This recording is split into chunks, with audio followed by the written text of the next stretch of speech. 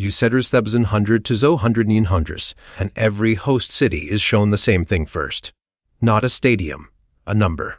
A clean, confident figure that says, this is what the games will cost. Here's the strange part. That number has never once been right.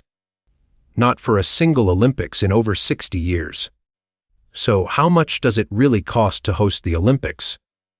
Not the answer on the bid. Utterstrisses causes in on 180224 parat costlas th ehidien coast off evar ytangi suxenoner 124 105 tie. You know what the Olympics is. 2 weeks every 4 years. The biggest sporting event on Earth. Watched by billions.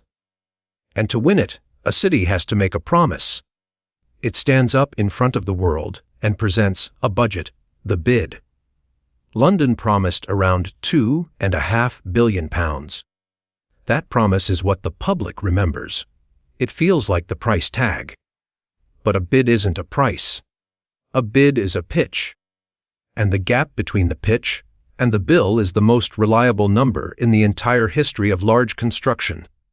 Fes House 105 to Sino 5. Start with what the city thinks it's buying. The bid covers the sport, the venues, stadiums, arenas, an aquatic center, and the operation running the 17 days themselves. Staff, ceremonies, technology, transport. For London, that promised figure was around £2.5 billion. A serious number. A confident number. When the auditors added it all up afterward, the National Audit Office, Britain's official spending watchdog, the public funding for the 2012 Games, came to nearly £9 billion. Same city, same games. The promise was £2.5 billion. The bill was nearly £9. A sex $2,503 on $2. And here's the part that breaks the whole story open. London wasn't the exception. It was the pattern. Researchers at the University of Oxford did the only thing nobody else had bothered to do. They took every Olympic Games since 1960 and measured what was promised against what was spent. Every single Games went over budget. Not most. Not nearly all. Every one. And the average overrun was around 170. 2%. Meaning the typical Games cost almost 3 times what the host first promised. No other kind of giant construction project on Earth overruns this reliably. The Olympics isn't a project that sometimes goes over. Going over is simply how it works. E400 natural pause. VC beat below, Hierson 3010 Fortin So where does all that extra money go? A lot of it goes somewhere the bid barely mentions. Hosting the modern Olympics means running the single largest security operation a city will ever attempt in peacetime. Since 2001, the Games are treated as a national security event. In London, when a private contractor couldn't supply enough guards, the country sent in the army, more than 18,000 military personnel, to secure a sporting event. In Athens, the security bill alone ran to around $1.5 billion. At the time, the most expensive peacetime security operation in history. And here's the quiet mechanisms. The International Olympic Committee doesn't pay for that. The host nation does. The athletes arrive. The world watches. And the city is left holding a bill it didn't fully see coming. Espel Forsen 20 to finds 25 year. There's another reason the famous Olympic numbers get so enormous. Most of the cost isn't even sport. Roads, rail, airports. An entire neighborhood for the athletes. These get built for the Games, but booked outside the sports budget. The city tells itself, we'd have built this anyway. Sometimes that's true. Often it isn't. And it's why the all, in numbers, climb into the tens of billions. Sochi's Winter Games are widely reported at around $50 billion, the most expensive ever, and the overwhelming majority of that was never about sport at all. The sport is the small part. The city you rebuild around it is where the money really goes. Usaras 5 and 25, 6 floors. But the deepest cost isn't the building. It's the day after. A stadium built for 2 weeks doesn't disappear when the torch goes out. It stands there. And someone has to keep paying for upkeep, for security, for the debt that built it.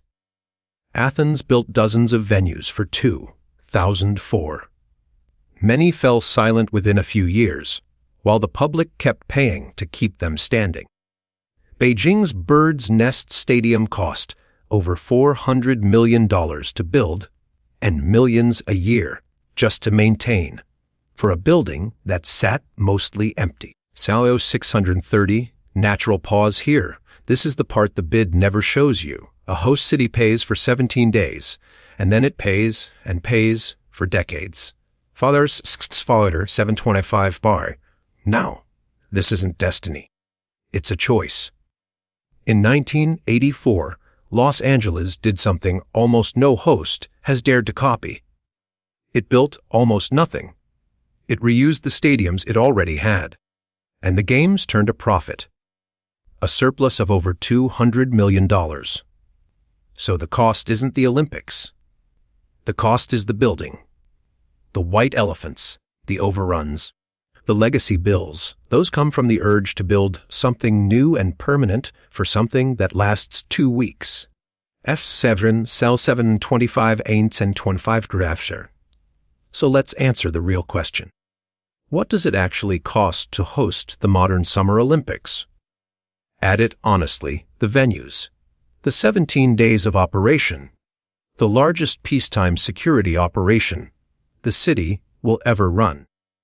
And the overrun that arrives every single time. And a single modern Summer Games costs in the region of $15 billion. But here's the thing to remember. The cost was never really a number at all. It was a length of time. The games last 17 days. The bill is still being paid when the next city is already bidding. High C 8,085 to 905, $15 billion. That's enough to build roughly 40,000 homes, a mid-sized city's worth of housing. A city built to last generations. Or a stadium built to be full for 2 weeks. For the price of one, a host could have had the other. A Sixternon 905 to 9555. That's the hidden cost of the Olympics. Not a scandal, a misreading. The world is shown the bid and told it's the price. But the bid is the down payment. The real cost is everything that comes after the world stops watching the empty seats. The maintenance, the debt, the decades. That's what we do here. We find the bill that isn't on the receipt for the things you thought you already understood. The number you're shown is almost never the one that's actually changing hands. Coast ATLS next time. The hidden cost of moving a single shipping container around the world. And why the cheapest part of the journey is the ocean. Subscribe. The hidden cost of everything.